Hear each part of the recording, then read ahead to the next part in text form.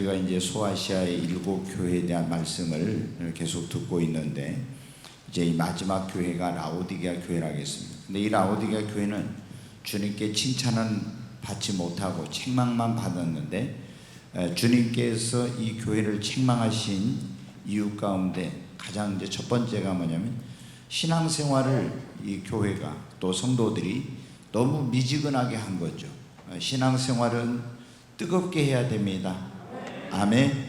근데 예수님이 볼 때 이 사람들은 차지도 않고 뜨겁지도 않고, 그래서 계속 네가 미지근한 그런 신앙생활 하면은 내가 너를 토하여 버리겠다, 이런 이제 경고의 말씀을 했어요. 그래서 이런 말씀을 들으면서 우리가 우리 자신의 신앙을 한번 점검해 봐야 돼요. 나는 지금 어떤 신앙생활 하고 있는가? 정말 주님 앞에 뜨거운 신앙생활 하고 있는가? 내 마음이 주님을 향한 사랑으로 뜨겁게 타오르고 있고, 기도를 뜨겁게 하고, 봉사도 뜨겁게 하고, 전도도 뜨겁게 하고, 또 열심히 뜨겁게 주님을 섬기려고 이렇게 하는지, 아니면은 어쩔 수 없이 그냥 교회 안 나갈 수는 없고, 그러니까 부득이함으로 이렇게 교회에도 오고 예배에도 오고 뭐 열정도 하나도 없고, 이거는 뭐겠습니까? 바로 미지근한 그런 신앙생활이죠. 주님은 이런 걸 싫어하신다는 거예요. 어떻게? 너희가 차든지 뜨겁든지, 다시 말하면 믿으려면 확실하게 믿고, 안 믿으려면은 그만둬라. 진짜 믿으려면은 제대로 믿어라, 이런 말씀이죠. 그리고 이 교회가 또 책망받은 것 가운데 하나가 뭐냐면은, 실상은 자기들이 영적으로 예수님이 보시기에는 형편없는 가운데 있는데, 나는 부자라 부유하여 부족한 것이 없다, 이렇게 해가지고 굉장히 어떤 자만에 빠져 있었다고 하는 것입니다. 그래서 예수님이 네가 공고한 것과 가련한 것과 가난한 것과 눈먼 것과 벌거벗은 것을 알지 못하는도다.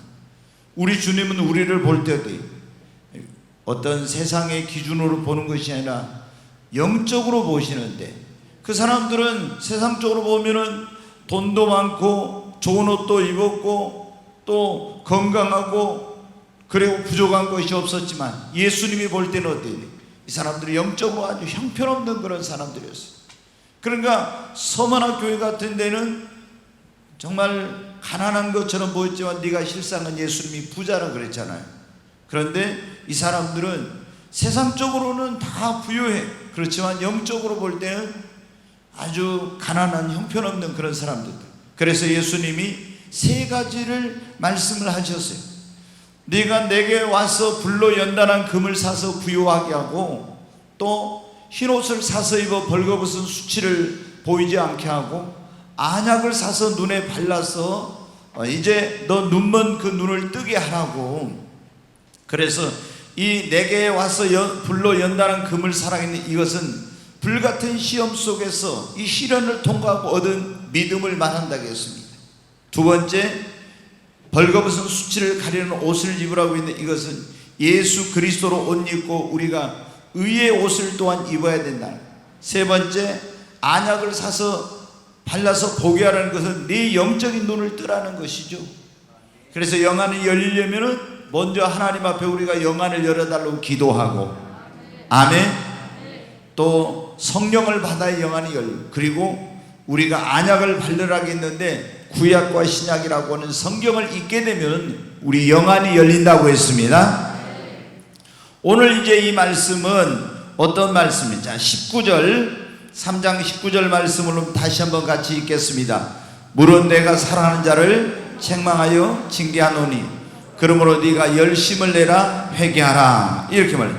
여기 보면 주님께서 라오디게아 교회에게 뭐라고 했어요? 지금 내가 너를 책망하고 있는데 그 주님이 책망하고 징계하시려고 하는 이유가 뭔지 여기에 나와 있습니다. 여러분, 우리가 자녀가 잘못하면 뭘 합니까? 책망을 합니다. 사랑하는 사람들이 잘못하면 책망을 해요. 그것은 그를 사랑하기 때문에, 사랑하기 때문에 책망하고 사랑하기 때문에 징계하는 겁니다. 그래서 히브리서 12장에 보면은 잘못한데도 징계가 없거나 책망하는 이런 일이 없으면 그는 진짜 참 하나님의 자녀가 아니라는 거예요. 사생자라고 그렇게 말씀하고 있어요. 여러분, 우리가 나무 자식은 잘못한다고 매를 때리거나 징계할 수 없잖아요. 진짜 내 자식이 잘못된 길로 갈 때 책망하고 매를 때리고 이렇게 하죠. 왜? 사랑하기 때문에.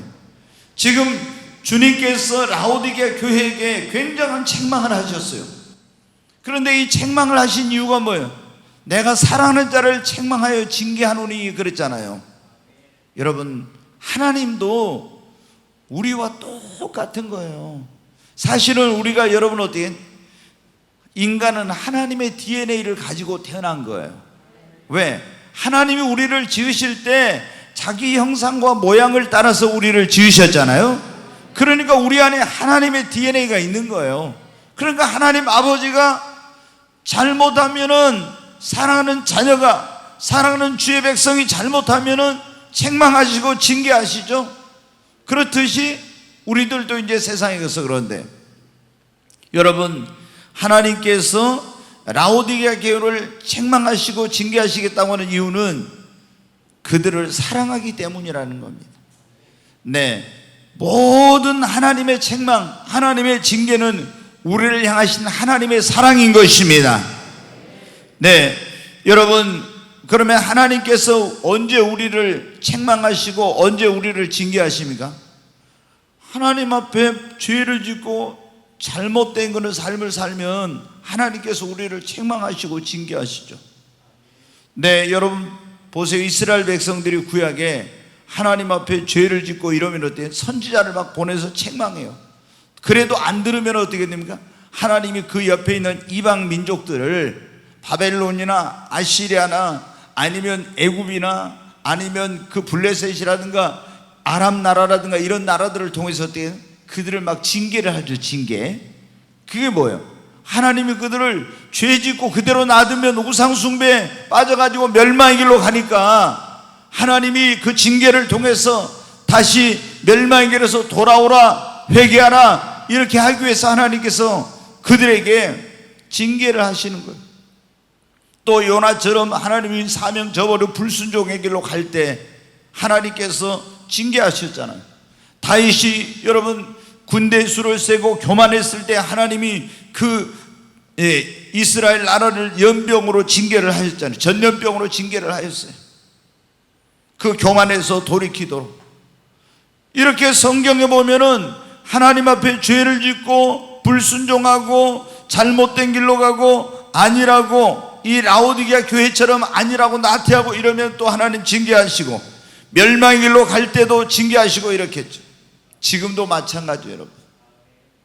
지금도 하나님은 우리가, 여러분, 어떻게 죄 짓고 잘못된 길로 가는데도 아무 문제 없으면 그 사람은 구원에 대한 문제부터 다시 생각해 봐야 돼. 진짜로 내가 예수 믿고 구원받아 하나님 자녀가 돼, 영접하는 자, 곧 그 이름을 믿는 자들에게는 하나님의 자녀가 되는 권세를 주셨다고 했잖아요. 내가 죄 짓고 잘못된 길로 가는데도 아무런 문제도 없다? 그러면 내가 진짜 하나님의 자녀일까? 이거 생각해 봐야 돼. 내가 진짜로 하나님의 자녀라면은 하나님이 계속 성령님을 통해서, 주의 종을 통해서, 또 아니면 여러 가지 이런 일들을 통해서 막 하나님이 우리를 잘못을 깨닫고 죄악된 길에서 돌이키라 이렇게 막 말씀을 하세요.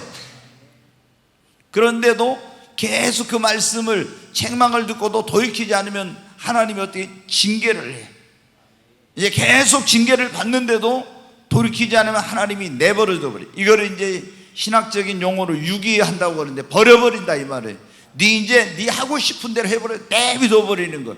그러니까 어떤 사람은 처음에 하나님 앞에 잘못했을 때는 막 징계도 있고 뭐도 있으니까 깜짝 놀래가지고 이랬다가 나중에 계속 죄 지어도 아무런 일 없으니까 죄 지어도 괜찮은가 보다 하고 계속 막 가고 있어요. 하나님이 이제는 포기해버린 거예요. 그냥 내버려 둬버린 거예요. 이게 진짜 무서운 거예요.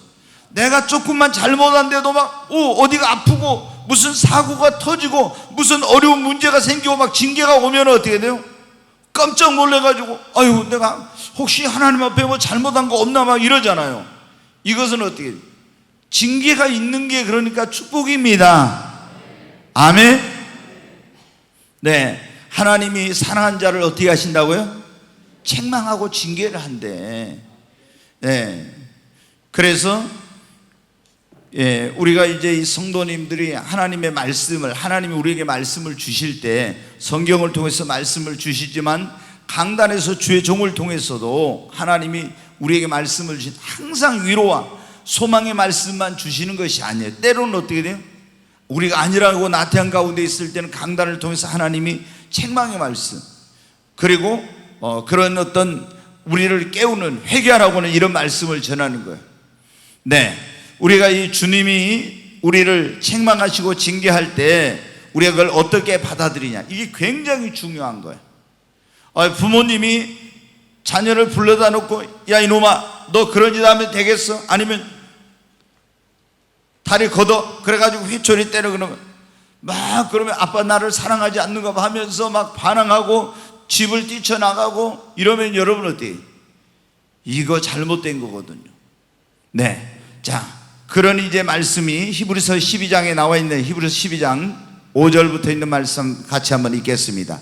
또 아들들에게 권한 것 같이 너희에게 권면하신 말씀을 잊었도다. 일렀으되 내 아들아 주의 징계하심을 경히 여기지 말며 그에게 꾸지람을 받을 때 낙심하지 말라. 주의 징계하심을 받을 때 우리가 뭐 하지 말라고? 경히 여기지 말래. 경히 여기지 말래. 주님이 징계하실 때 그것을 가볍게 여기지 말라는 거예요. 여러분, 주님이 징계하실 때 그것을 그 하나님의 징계를 내가 굉장히 무겁게 받아들여야 돼.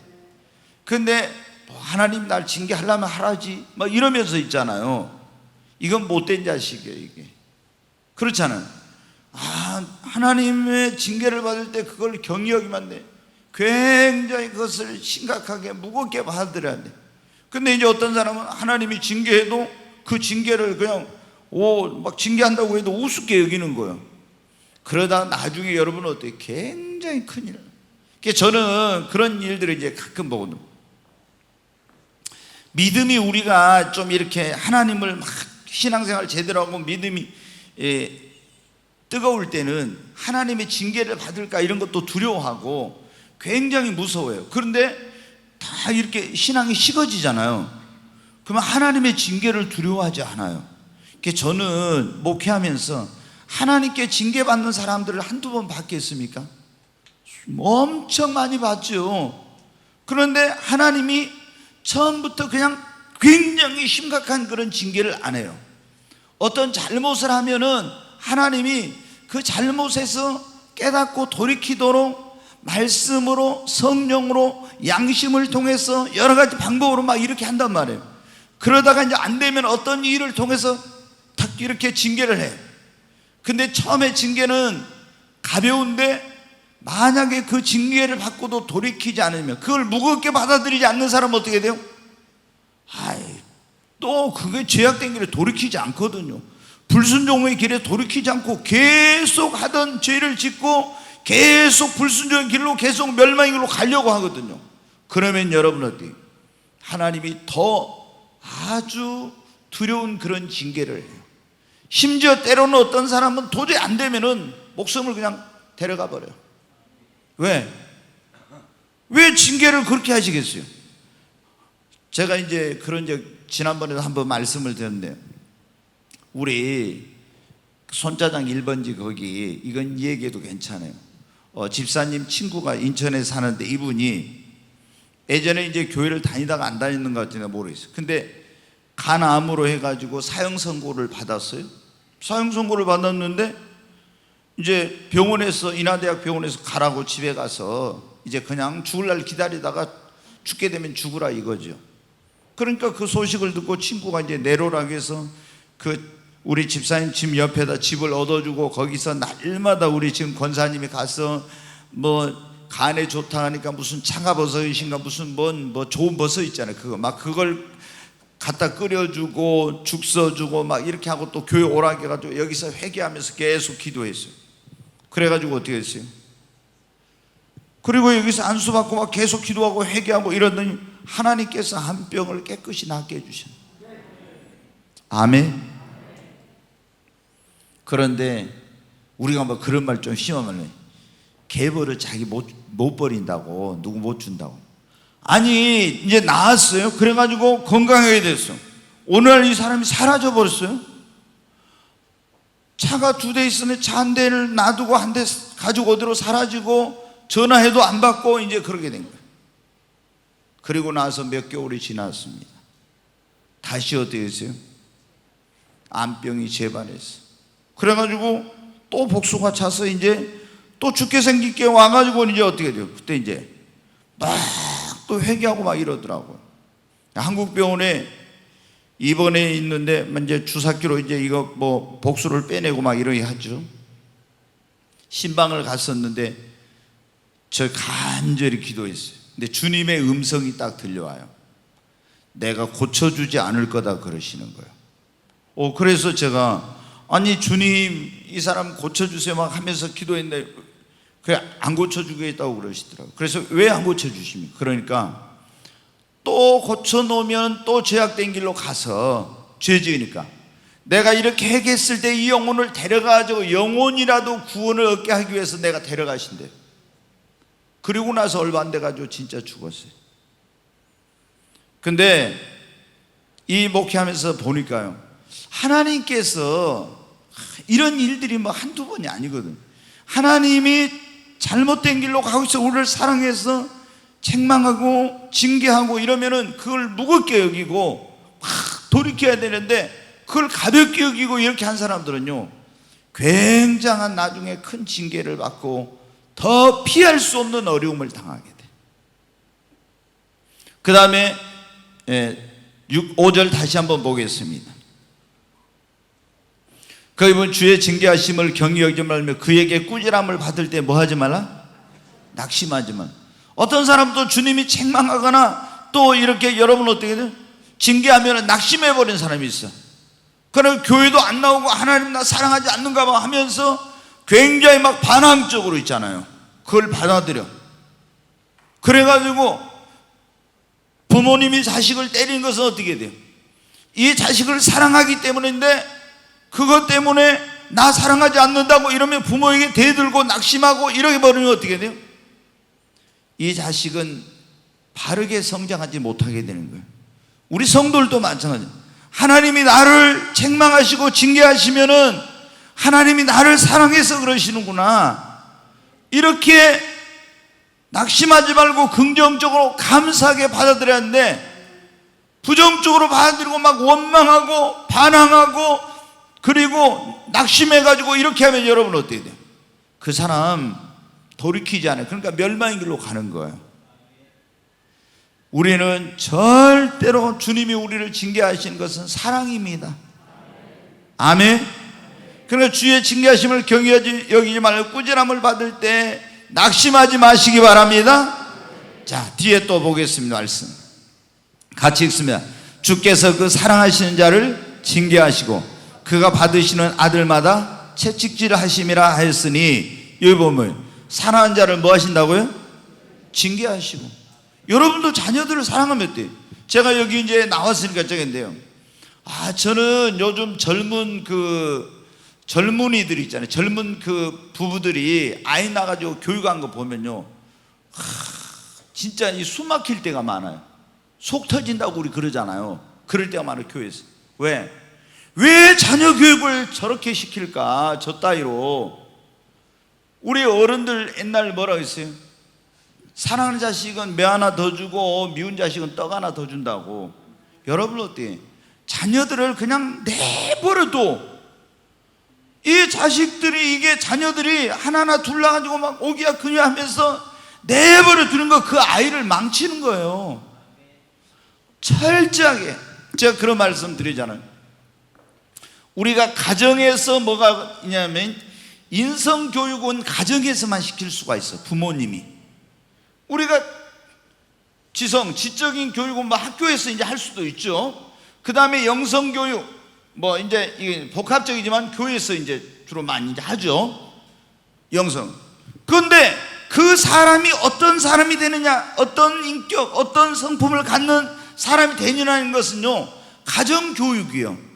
근데 이 가정교육인데 DNA도 영향을 받긴 하지만 교육이 굉장히 중요한데 자식을 있잖아요. 내비도 뭐 고집을 부리든 말든 뭐 말을 듣든 안 듣든 내비두고 이렇게 하면은요, 제가 그런 아이들은 어디 가면요, 교회 쓰든지 학교에 쓰든지 동네 가서든지 어디 가서든지 절대 사랑받지 못해요. 절대 사랑받지 못해요.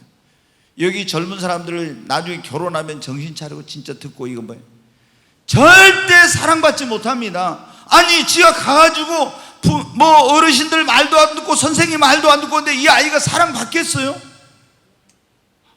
집에서 잘못하면 매를 딱 때리고 징계하고 고집 부리면 고집을 꺾고 이렇게 하면서 이게 윤리감각, 도덕적인 감각 이런 걸 철저하게 가르치고 부모님, 어르신 공경하고 이런 것들을 가르쳐야 되는데 내비를 둬버려 막.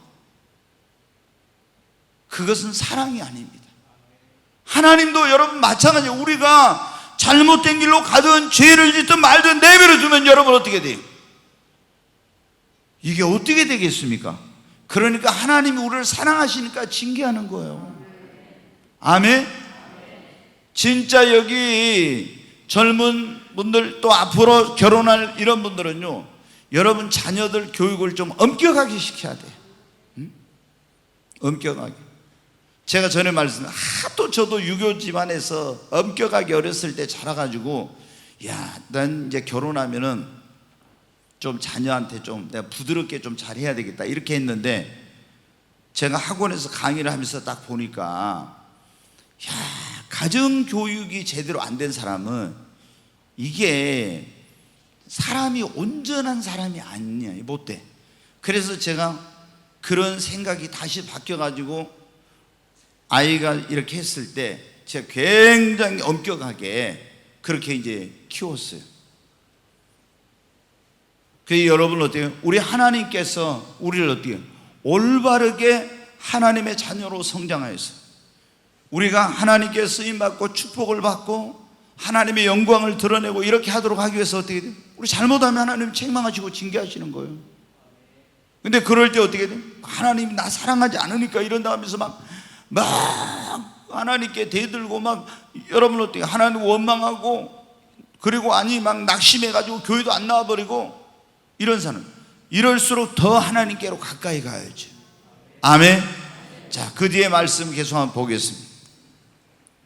같이 읽습니다. 너희가 참음은 징계를 받기 위함이라 하나님이 아들과 같이 너희를 대우하시나니 어찌 아버지가 징계하지 않는 아들이 있으리요. 여러분 아멘 하십니까? 진짜 그러잖아요. 하나님이 우리를 아들과 같이 징계해. 우리가 예수님 믿고 하나님의 자녀, 아들이 되죠. 그러니까 잘못하면은 하나님이 우리를 징계하시는 거예요. 어찌 징계하지 않는 아버지, 아들을 징계하지 않는 아버지가 있겠어요? 자, 8절 계속 있습니다. 징계는 다 받는 것이거늘 너희에게 없으면 사생자요 친아들이 아니냐. 여러분 죄 짓고 마음대로 사는데 징계가 없어. 그러면 그 사람 진짜 구원받은 사람이다 아니다? 아니라는 거예요. 아니 내가 죄 짓고 잘못하면 탁 징계가 와야 돼. 그래가지고 그런데 내가 죄 짓고 뭐 잘못 살아도 아무런 문제 없어? 그럼 그 사람은 구원받은 것부터 다시 생각해 봐야 돼. 그러면 거기 뭐라 해요? 너희 이게 징계가 없으면은 사생자요 하나님의 친아들이 아니라는 거예요. 네, 9절 말씀 보겠습니다.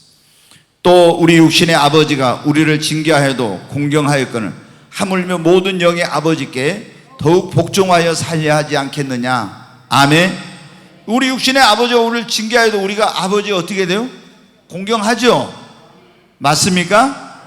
하물며 영의 아버지께 우리가 징계를 받으면 더 복종해서 하나님 아버지를 더 감사하고 더 잘 섬겨야죠. 그래야 되지 않겠어요? 그러니까 지금 라오디게아 교회에 뭐라고, 주님이 책망하고 징계하겠다 하니까 이 사람들이 낙심할 뻔했어. 예.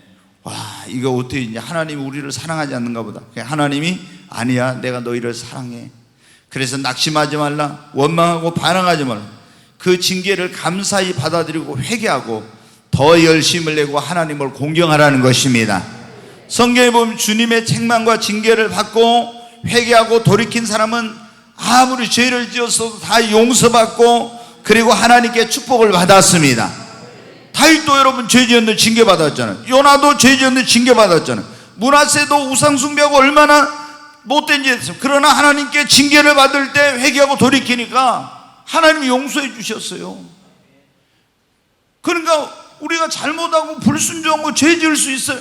그런데 하나님이 징계할 때 즉각 회개하고 그리고 돌이키고 하나님 앞에 바른 길로 가면은 하나님이 용서해 주시고 하나님이 축복해 주십니다. 그러나 책망을 받고 징계를 받아도 회개치 않고 돌이키지 않는 사람은요, 성경에 보면 다 망했어요. 사울왕도 마찬가지, 그 다음에 여러분 가인도 마찬가지. 이스라엘 백성들도 그럴 때 많았잖아요. 이스라엘 백성들. 오늘 여기에 계신 우리 모든 성도님들은 정말 여러분이 예수를 진짜 믿고 구원받은 그런 하나님의 자녀라면은 여러분 잘못 살고 죄 짓고 불순종하고 이런 길로 갈 때 하나님 주신 사명 저버리고 이럴 때 분명히 뭐가 있어요? 징계가 있어. 징계가. 하나님의 징계를 여러분 두려워해야 됩니다. 특히 또 우리 이게 성도님들 가운데 어떤 주신 있잖아요. 사명. 하나님이 나에게 주신 사명이 있어요. 그래서 사명이 있는데 요나가 어떻게 했습니까? 너 니누에 가서 요나가 니누에라는 아수르의 수도, 거기 가서 뭐를 하겠어요? 회개하라 외치라 했잖아요. 그래서 회개치 않으면 이 성을 하나님이 40일 후에 멸망을 시킨다고 그렇게 외치라 했죠. 근데 거기에 그때 이 앞뒤를 분간하지 못한 자, 이런 사람만 해서 12만 명이니까 아마 이 진짜로는 이 아수르의 수도인 니느웨가 굉장히 아주 그때 강대국이었으니까 사람이 많았을 거예요. 근데 회개하지 않으면 멸망을 시킨다고 가서 외치라 했는데 요나가 어떻게 돼요? 맨날 아수르 이 나라가 이스라엘을 괴롭히고 침략을 해서 고통을 줬으니까 하나님이 가라는 대로 안 가고 어떻게 반대편으로 도망갔잖아요. 그 하나님이 어떻게 태풍을 가지고 지중해에서 요나가 탄 배를 막 굉장히 힘들게 해가지고 결국에 제비 뽑아서 요나 때문에 이게 그 풍랑을 만난 줄 알아가지고 요나를 바닷속에 던졌더니 물고기 뱃속에 들어갔잖아요. 3일 동안 거기서 고통당하면서 회개하고 다시 돌이켰죠. 여러분 어때요? 하나님이 그러니까 어떻게 됩니까?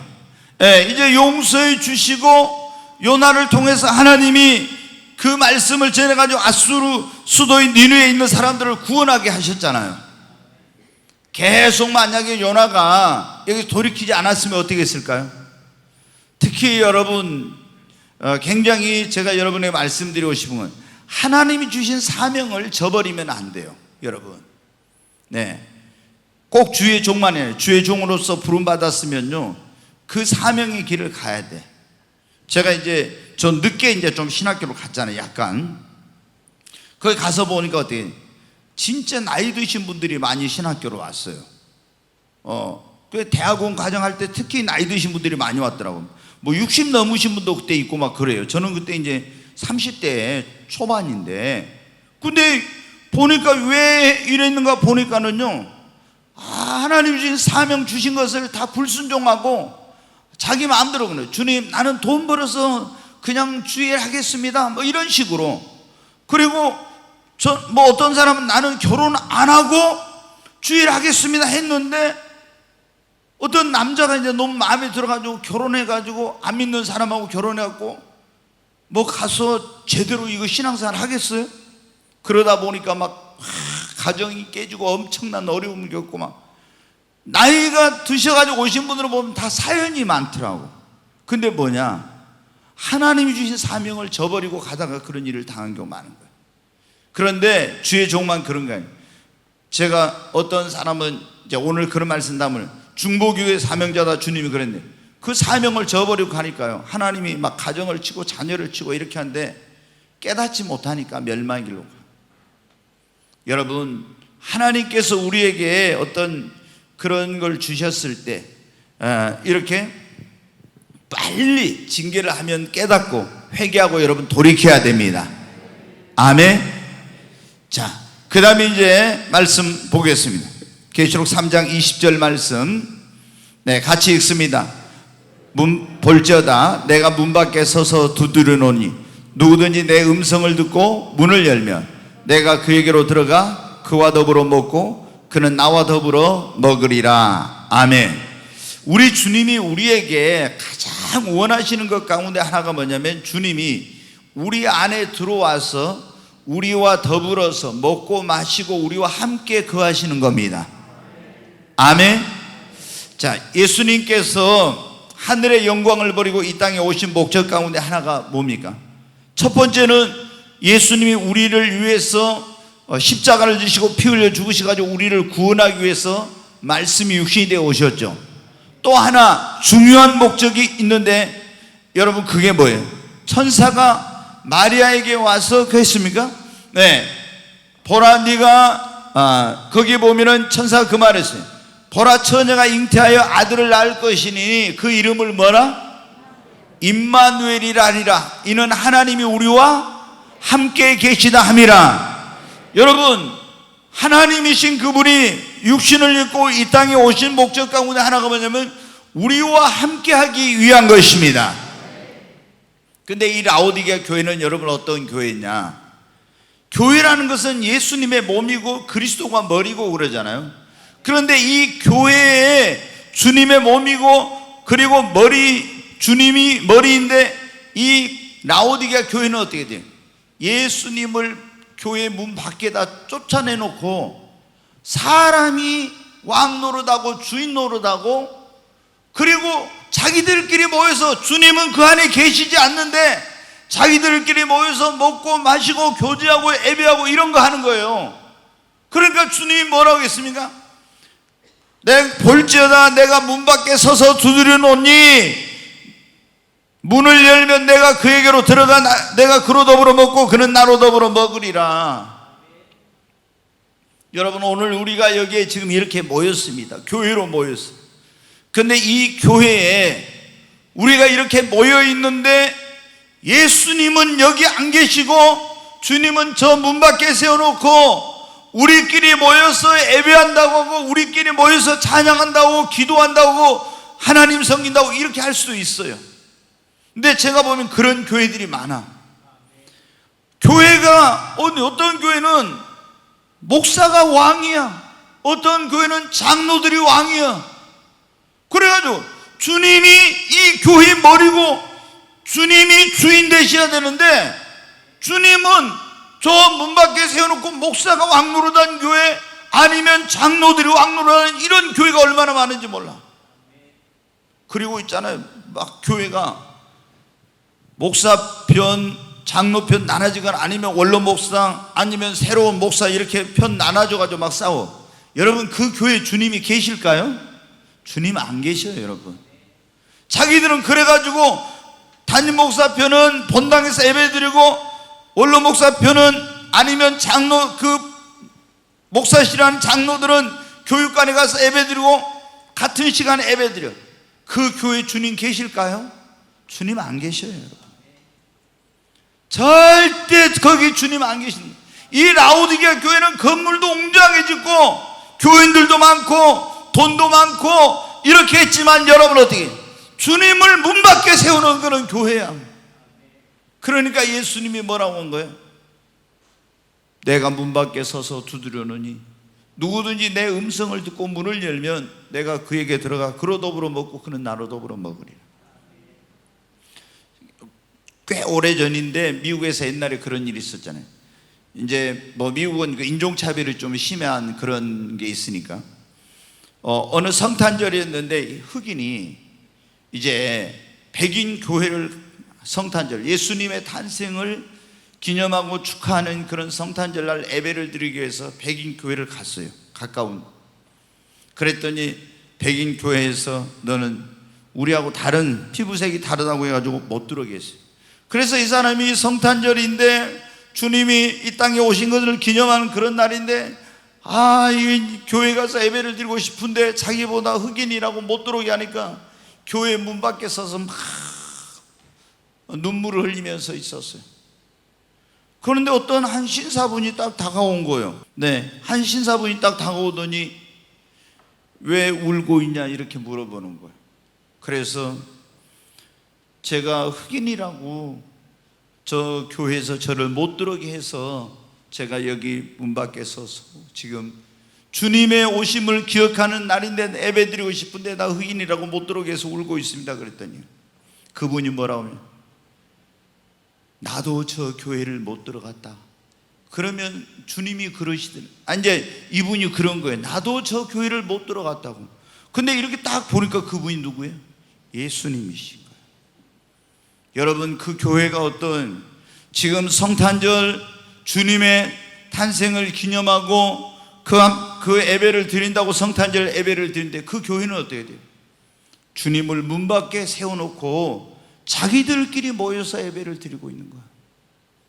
오늘날 여러분, 이런 교회가 얼마나 많이 있는지 몰라요. 여러분, 그런데 교회만 그렇습니까? 우리 주님이 그랬잖아요. 여기 내가 문 밖에서 볼지어다 내가 문 밖에 서서 두드리노니 누구든지 내 음성을 듣고.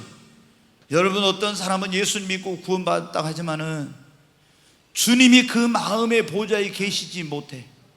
그 마음의 삶에 계시지 못하고 주님은 저 문 밖에 세워놓고 자기가 주인 노릇하는 거예요. 내 삶의 주인이요, 내 마음의 내 자아가 주인이요.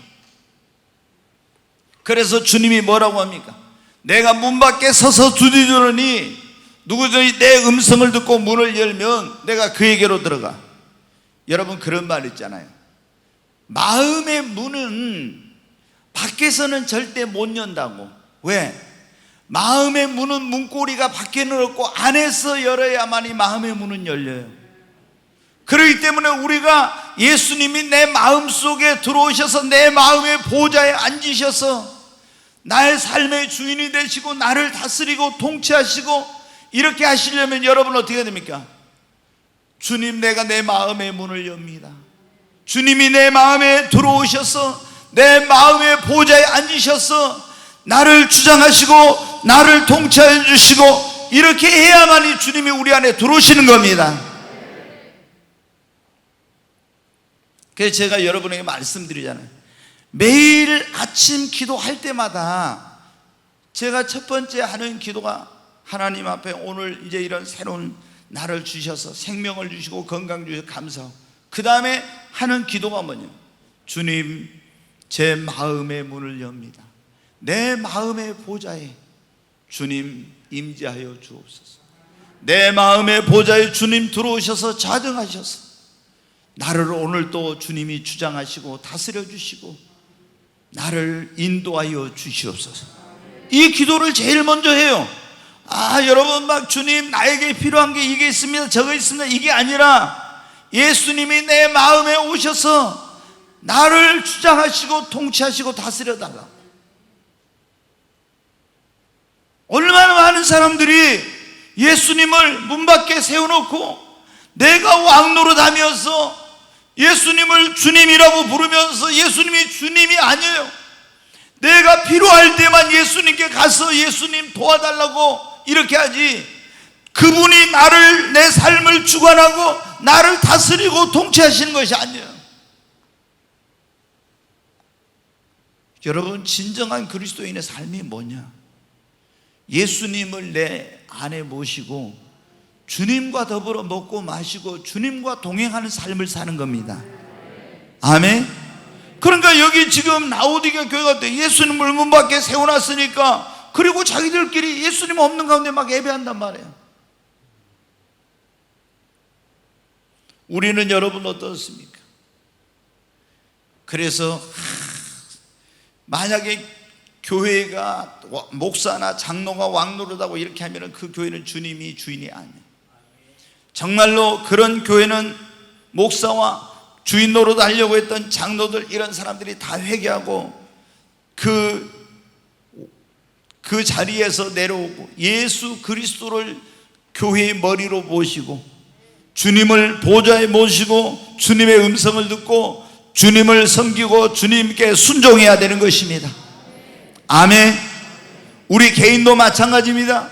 내가 내 삶의 주인 되었다면 회개하고 예수님을 내 마음의 보좌에, 주님, 내가 마음의 문을 엽니다. 내 안에 들어오셔서 내 마음에 좌정하여 주시옵소서. 나를 다스려 주시고 나를 통치하시고 주님이 나를 인도하여 주시옵소서. 그렇게 해서 주님과 교제하고 주님과 더불어 먹고 마시고 그러잖아요. 주님과 더불어 교제하고 주님의 음성을 듣고 순종하는 것입니다. 우리 주님이 가장 원하는 게 뭡니까? 네가 뭐 나를 위해서 이거하고 저거하고 이것보다도 더 주님이 원하는 게 뭡니까? 주님이 내 마음속에 들어오셔서 나와 함께 먹고 마시는 것입니다. 아니 여러분, 우리가 부부관계도 그러잖아요. 남편이 아내가 어떻게 뭐 하든 뭐 상관없고 그냥 대화도 안 해, 뭐 아무것도 이런 것도 안 하고 선물만 어쩌다 하나씩 사다 주면서 그냥 툭 던져놓고 알아서 하라고 이런 식으로. 여러분, 그 여자가 행복하겠어요? 아니죠. 같이 대화를 하고 사랑을 나누고 이렇게 해야지. 우리 주님이 우리에게 원하시는 것, 여러분, 바로 우리 안에 들어오셔서 우리와 함께 하시는 것입니다. 혹시 한번 생각해 보십시오. 나는 예수님을 내 마음에, 내 문 밖에 세워놓고 내가 그렇게 살진 않았는가? 그렇다면 주님 앞에 회개하고, 주님, 바로 제가 주님을 문 밖에 세워놨었습니다. 이제는 회개하고 주님을 모십니다. 마음의 문을 여오니 주님 내 마음에 들어와 주시옵소서. 주님이 그랬잖아요. 누구든지 내 음성을 듣고 문을 열면 내가 그에게 들어가서 그러더불어 먹고 마시게 된다고. 아멘. 여러분도 매일매일 예수님을 여러분의 마음에 모시고 주님과 더불어 먹고 마시는 그런 삶을 사시기 바랍니다. 네, 이제 오늘 이기는 자까지 하겠습니다. 자, 3장 21절 말씀 보겠습니다. 같이 읽습니다. 이기는 그에게는 내가 내 보좌에 함께 앉게 하여 주기를, 내가 이기고 아버지 보좌에 함께 앉는 것과 같이 하리라. 여기 보면 이기는 그에게는 내가, 예수님이 내 보좌에, 예수님의 보좌에 어떻게 한다고요? 함께 앉게 하여 준다고. 그래서 어때? 내가 이기고 아버지 보좌에, 하나님 아버지 보좌에 예수님이 함께 앉은 것처럼 이기는 자에게는 내가 내 보좌에 함께 앉게 해주겠다고. 얼마나 놀라운 말씀.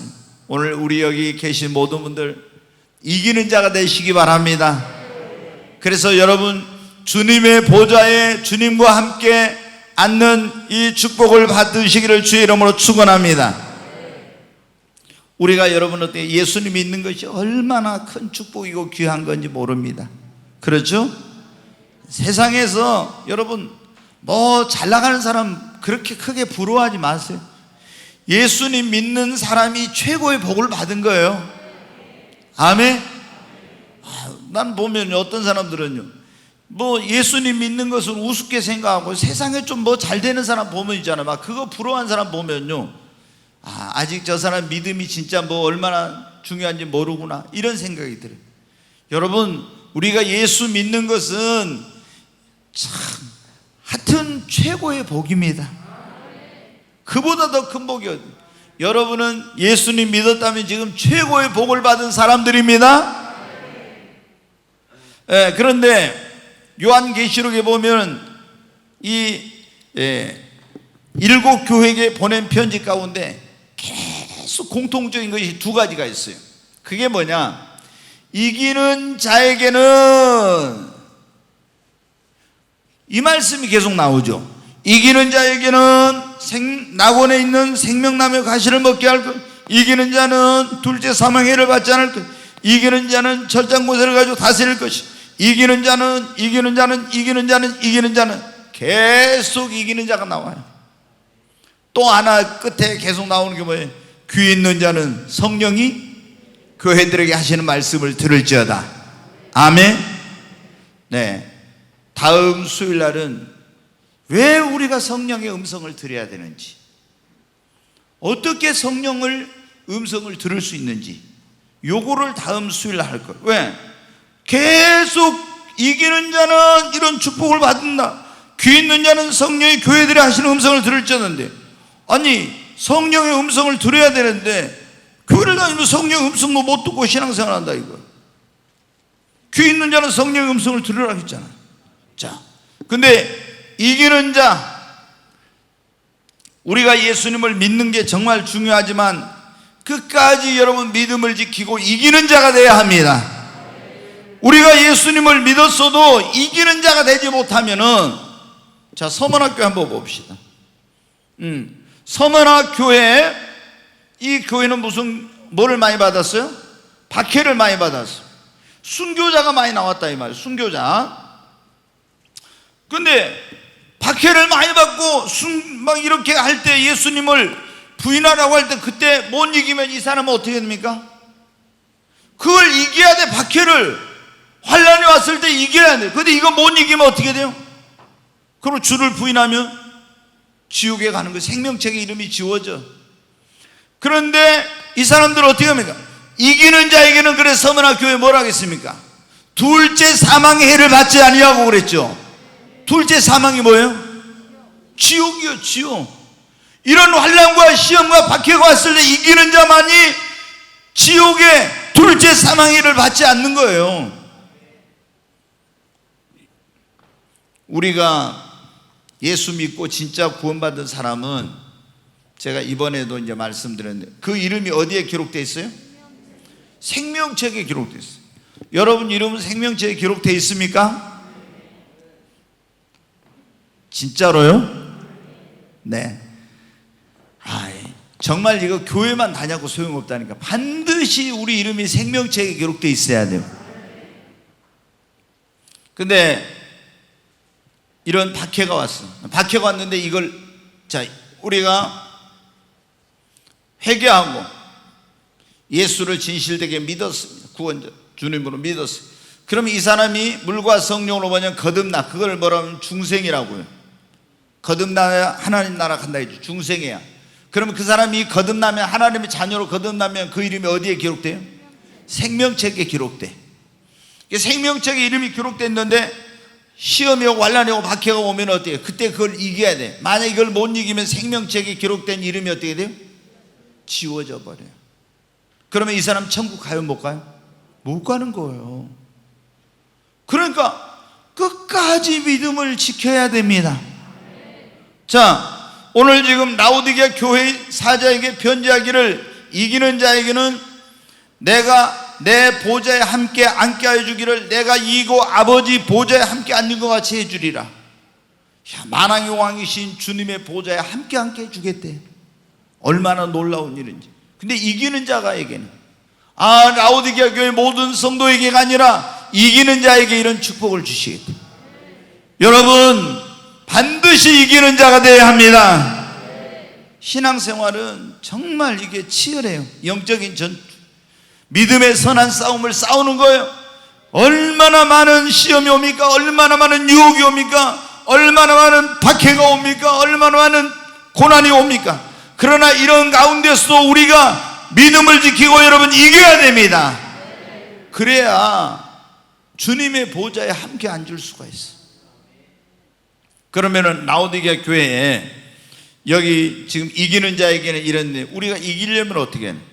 라오디게아 교회 제일 문제가 뭐냐면은 미지근한 신앙생활 한 게 문제였죠. 여러분이 지금 이 라오디게아 교회는 마지막 말세 시대의 교회 특징을 보여준다 하는 그런 말씀을 드렸죠. 근데 이런 때 우리가 이걸 이기려면 어떻게 하면, 이 마지막 때는 교회가 굉장히 무슨 영향을 받는다고요? 세속주의, 또 향락주의, 그 다음에 혼합주의, 다원주의, 이런 여러 가지 그런 영향을 쫙 많이 받는다 했잖아요. 근데 이런 것들을 다 이기려면, 세속주의나 인본주의나 혼합주의나 이런 다원주의, 이런 걸 이기려면 어떻게 돼? 우리가 여러분 뜨겁게 신앙생활을 해야 됩니다. 아멘. 미지근한 신앙생활 하는 사람들은 이런 마지막 때 이런 거 오면은 못 이기고, 또 마지막 때는 환난이 오고 엄청난 박해가 오잖아요. 그런데 그거를 못 이겨. 이 미지근한 신앙생활 하는 사람들은 뜨겁게, 불같이 뜨거운 신앙생활을 해야 이걸 이길 수 있어. 그러니까 여러분이 코로나 이런 걸 두려워할 필요도 없어요. 예수님 믿으면은 그냥 우리 구원 받으면 구원받았으면 뭐 이거 코로나가 죽는 사람도 별로 없지만은 네, 여러분들 우리는 죽으면 천국이라는 믿음이 있어야죠. 아멘.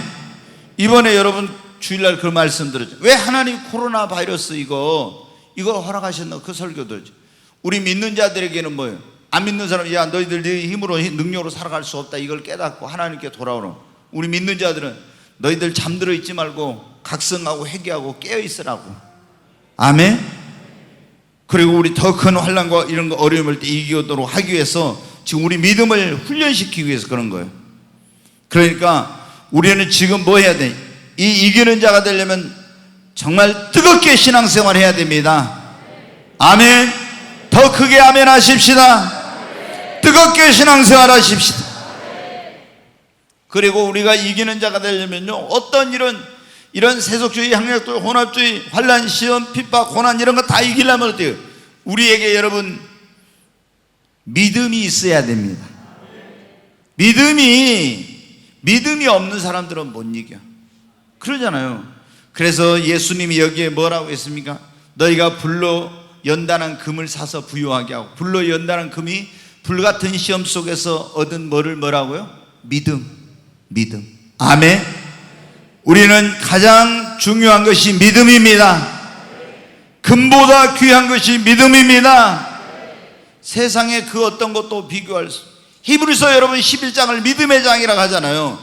그 믿음의 장에 보면은 굉장히 막 그 어려움을 겪으면서 그걸 다 이긴 사람들이, 죽으면서도 다 그걸 이겨낸 사람들이 있어요. 세상이 감당하지 못하는 이겨낸 사람들이 있는데 그 사람들이 다 뭐로 이겼어요? 믿음으로. 아멘. 그러니까 여러분이 기도해야 될 때, 주여 나에게 물질 주세요, 사업 축복해 주세요, 이런 거 구하는 것보다도 먼저 구해야 될 게 뭐냐? 하나님 나에게 더 큰 믿음을 주시옵소서. 더 큰 믿음. 하나님 우리 축복하시려면 무엇의 분량대로? 믿음의 분량대로. 우리 쓰실 때도 뭐의 분량대로? 믿음의 분량대로. 그러니까 하나님 앞에 우리 막 어떤 사람들 기도만 하면 주여 이거 주세요, 저 주세요, 막 이거 축복해 주세요, 자녀 축복해 주세요, 뭐 해주세요. 자녀들 여러분 기도할 때도 자녀들 막 좋은 대학 들어가게 해주세요, 뭐 어떻게 해주세요, 이런 기도보다도 여러분의 자녀들이 구원 받았는가 생각해보고, 구원 못 받았으면 막 눈물로 그 자녀의 영혼 구원을 위해 기도하고, 하나님 내 자녀들을 믿음으로 살게 해주세요, 우리 자녀들에게도 더 큰 믿음 주세요, 그리고 하나님의 영광을 위해 살게 해주세요, 축복의 통로가 되게 해주세요, 하나님께서의 아이를 책임져 주시고 그 길을 인도해 주세요. 이렇게 기도해야지, 주여 막 좋은 대학에 들어가요, 좋은 직장에 들어가요, 막 이런 식으로 있잖아요. 이거는 뭐가 뭔지를 지금 몰라서 그런 거예요. 믿음이 있고 정말 하나님을 기쁘시게 하고 이렇게 하면 하나님께서 다 책임져 주십니다. 아멘. 근데 예수님도 안 믿고 그 아이들이 세상에서 잘 돼봐요. 예수님 안 믿었네, 잘 되고 잘 나가봐. 더 예수님 안 믿어, 교만해가지고. 그러니까 아이들을 위해서 기도할 때 영혼 구원을 위해서 믿음을 막 달라고 이렇게 기도하고. 저는 예수님 믿는 사람들이 자녀는 구원도 못 받았는데 막 자식 자랑 이렇게 하면요, 진짜 저분이 천국과 지옥을 믿나? 이런 생각이 들 때가 있어요. 지금 예수님 안 믿으면 세상에 잘 나간다고 좋아할 게 아니라 그 아이를 위해서 눈물을 흘려야 될 때인데, 아니 세상에서 잠시 그거 우리가 뭐가 정말로 중요한지를 알아야 됩니다. 근데 너무나 예수님 믿는 사람들도 이 신앙이 변질돼 가지고 있잖아요. 영원의 관점에서 안 보고 있잖아요. 이 세상 관점에 다 안 믿는 사람은 똑같은 그런 어떤 세계관, 그런 속에 물들어 있어 가지고 있잖아요. 그런 인생관을 갖고 살면서 막 자식들이 세상적으로 좀 잘 되면 뭐 잘 되고 자랑스러워 이러면서요, 예수님 안 믿은 것은 그걸, 예수님 잘 믿은 건 진짜 자랑스러운 것인데, 우리가 여러분 얼마나 지금 교회가 타락하고 변질됐는지 몰라. 이런 것이 다 바뀌어져야 됩니다. 아멘. 그래야 돼. 우리가 이기는 자가 되려면 첫째는 뜨겁게 신앙생활을 해야 돼. 뜨거움이 있어요. 두 번째, 믿음이 있어요. 그래서 여러분도 기도할 때 하나님 나에게 더 큰 믿음 주시옵소서. 더 큰 믿음을, 여러분의 믿음을 키워야 됩니다. 믿음은 들으면 그리스도의 말씀으로 계속 이 믿음의 말씀을 듣고 하나님 말씀을 읽고 또 여러분 우리가 믿음으로 살려고 노력하고 하나님 앞에 더 큰 믿음 달라고 기도해야 됩니다. 그리고 어려움이 올 때 그걸 이겨버리면 믿음이 커집니다. 아멘. 네. 그리고 이제 세 번째는 우리가 이기는 자가 되려면 오늘 금방도 나왔죠. 3장 20절 말씀에 나왔잖아요. 예수님이 내가 문 밖에 서서 두드려 놓으니 누구든지 내 음성을 듣고 문을 열면 내가 그에게로 들어가 그로 더불어 먹고 그는 나로 더불어 뭐라? 먹으리라. 예수님이 나와 함께 하시면 어떤 것도 이길 수 있습니다. 아멘. 내 힘으로 능력으로만 하려고 하면 잘 못 이겨. 그런데 예수님이 우리와 함께 하시면 어떤 환난과 고난과 시험도 다 이길 수 있습니다. 그러므로 주님과 동행하십시오. 여러분 이스라엘 백성들 보면 다윗도 마찬가지예요. 여호수아가 가나안 땅을 정복할 때 어떻게 두려워하고 있었잖아요. 그때 하나님이 여호수아에게 뭐라고 합니까?